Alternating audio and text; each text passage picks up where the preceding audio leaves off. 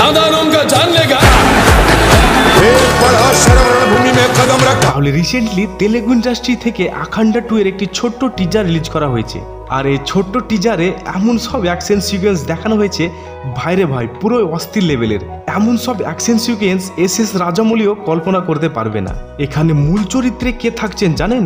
তিনি আর কেউ নন, god of mass নামকরণ দিয়ে যার সাথে পরিচয় করানো হয়েছে তিনি হলেন নন্দামুরি বালাকৃষ্ণা।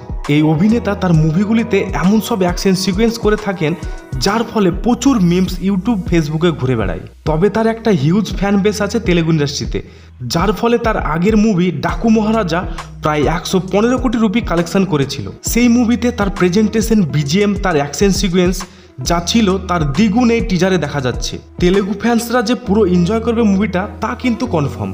যদিও পার্সোনালি ভিএফএক্স, অ্যাকশন সিকোয়েন্স, বালাকৃষ্ণর ডায়লগ ডেলিভারি কোথাও একটু আমার যেন হিমেশ রেশমিয়ার ব্যাড অ্যাজ রবি কুমারের মতো হাস্যকর লেগেছে।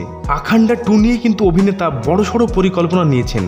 বেশ লার্জ স্কেলে প্রমোশন করিয়ে ছবিটি প্যান ইন্ডিয়া রিলিজ করতে চলেছেন। যদি বলিউড থেকে এমন কোনো টিজার আসতো তাহলে কিন্তু অলরেডি প্রচুর মিমস তৈরি হয়ে যেত।